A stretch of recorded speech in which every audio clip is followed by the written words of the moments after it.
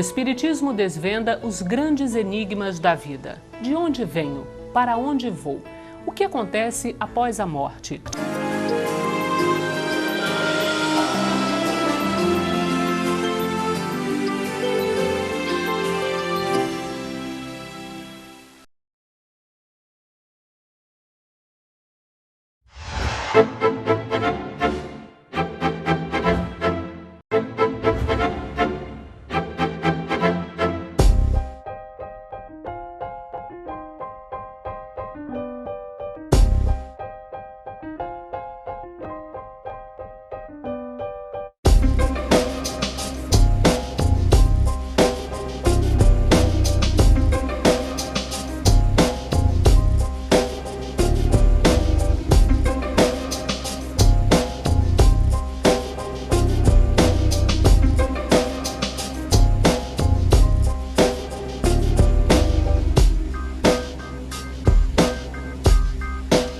O apego às coisas materiais é um sinal notório de inferioridade.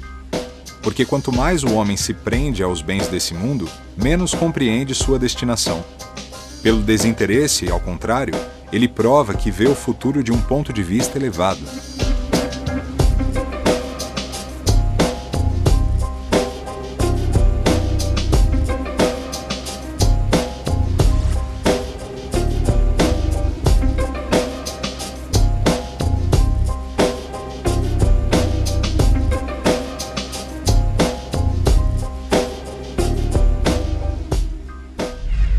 As obsessões pelo prazer são obsessões baseadas na fascinação, que é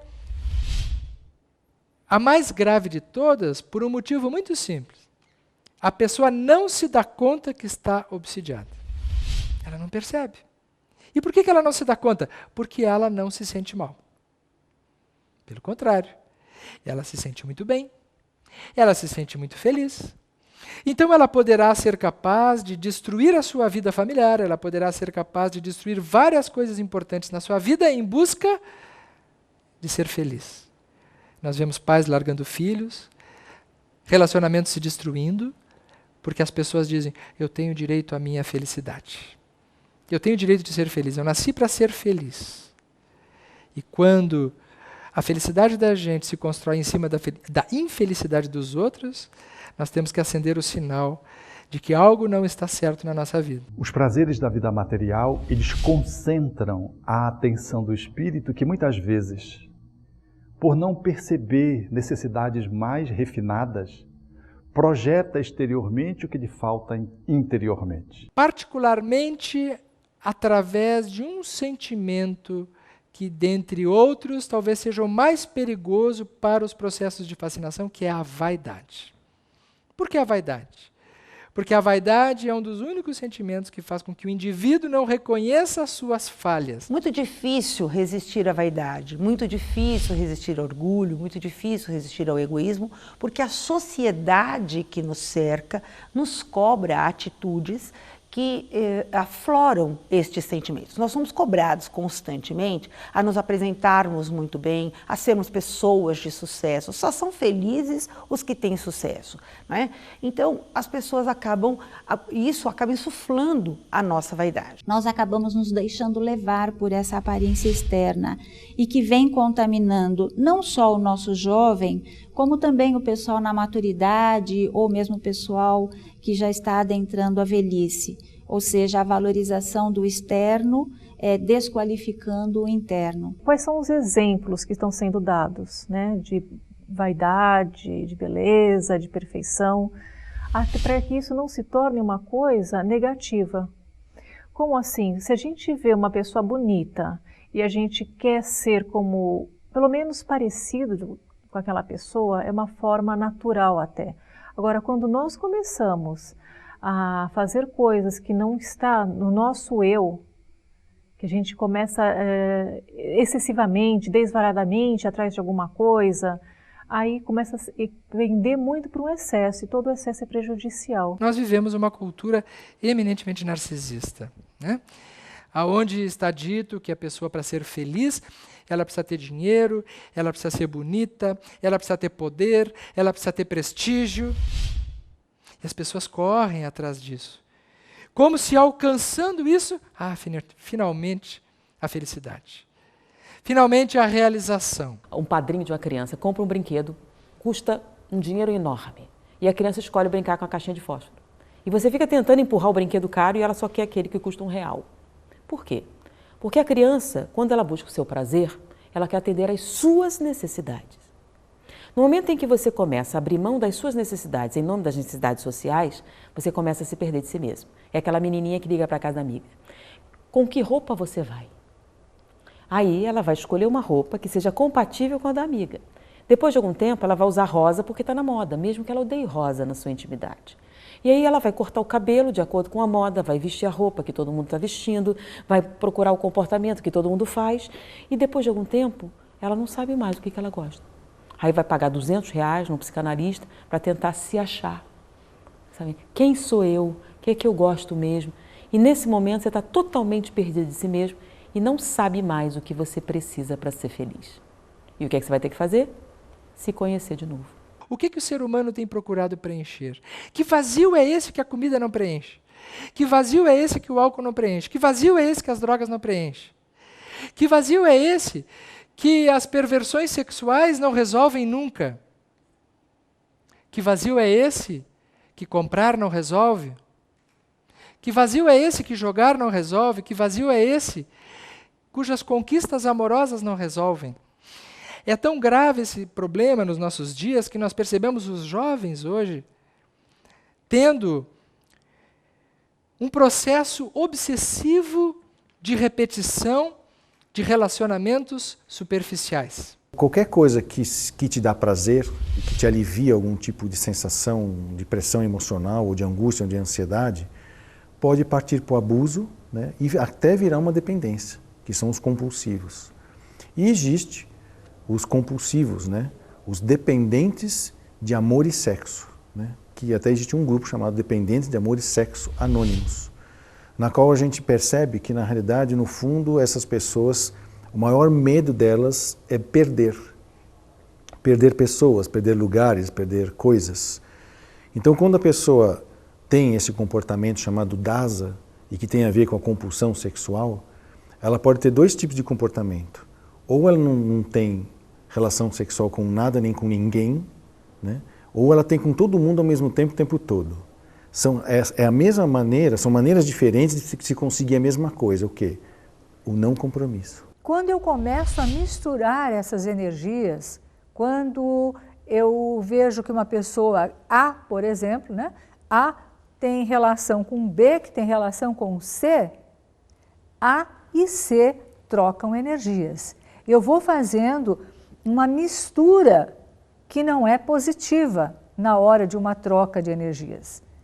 E essa troca desequilibrada, ela pode ser causa e fruto de uma obsessão espiritual, porque ela vai se alimentando mutuamente, uma coisa vai alimentando a outra. Essa energia é muito construtiva, faz parte da nossa vida. Nós temos uma natureza material, então nós não podemos confundir com conceitos de culpa, né, de pecado, mesmo quando nós falamos da luxúria, que está associada aos pecados capitais. A luxúria se refere aos prazeres imorais, aquilo que é ilegítimo. E a virtude oposta, que é a castidade, não se refere à abstinência, se refere aos prazeres legítimos. A compreensão de tudo isso muda comportamentos e pode fazer as pessoas viverem de uma forma muito mais plena. A obsessão sexual, como outras obsessões, ela traz prejuízos e dificuldades tanto para o corpo quanto para o espírito. Para o corpo, através dos desequilíbrios que a obsessão, principalmente as obsessões prolongadas, afetando até a própria organização física, biológica. Então, através de doenças, através de perda de energia, a pessoa sente uma fraqueza, uma languidez, uma dificuldade. E também, lógico, com o espírito, essa obsessão ela pode ter vindo de outras existências ou iniciar agora e seguir para outras existências. Então o espírito vai estar sempre ligado a esse aprendizado. Como é que uma pessoa se dá conta que ela está com uma obsessão por prazer? Somente de duas maneiras. Se ela estiver exercitando a vigilância, não a vigilância que as pessoas exercitam no dia a dia, que é a vigilância da vida dos outros. Costumo brincar dizendo que a pessoa ora por si, orai e vigiai. A pessoa ora por si e vigia a vida dos outros, né? Talvez Jesus quisesse o contrário, que nós orássemos pelos outros e vigiássemos a própria vida. Então, vigilância significa olhar para si.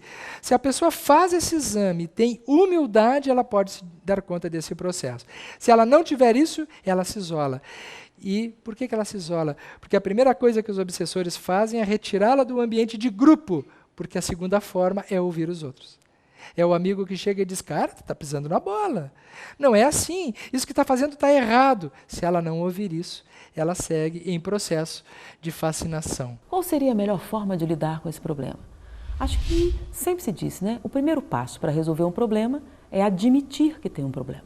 É necessário, portanto, enquanto ser, esse mergulho do autoconhecimento, esse escaneamento do espírito, para que possamos avaliar em que medida nós estamos buscando apenas o bem-estar externo, do conforto, da comodidade, que nos traz relativamente um prazer exterior, mas que não nos traz a serenidade do ser, a plenificação da alma. Se nós reprimimos muito um lado, esse lado reprimido, quando tem um espaço, ele vai tomar conta e vai chegar do 8 ao 80.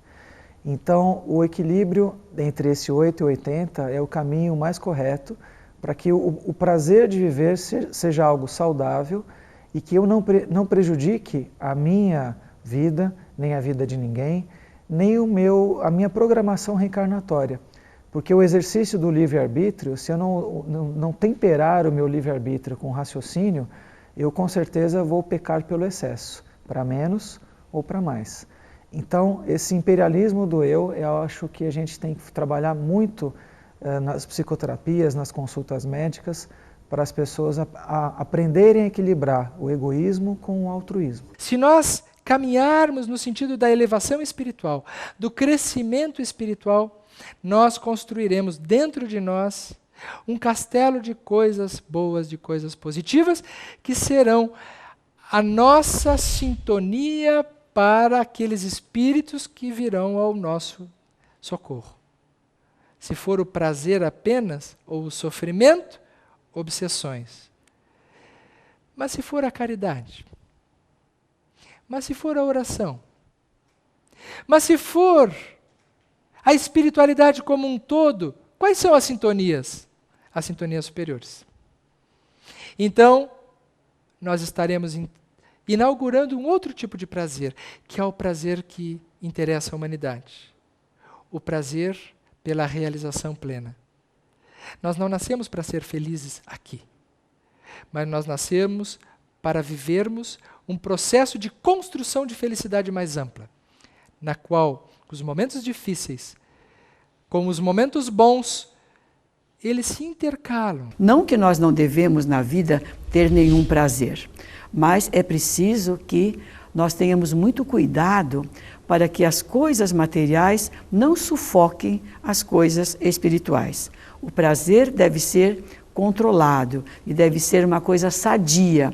Se partir para campos de descontrole, macula o espírito. À medida que nós vamos, portanto, percebendo e analisando essa perspectiva mais abrangente do nosso ser espiritual, o nosso corpo deixa de escravizar o espírito, porque todos esses prazeres do consumo, eles ficam no nível mais sensorial. E nesse nível sensorial, nós perdemos a dimensão do espiritual.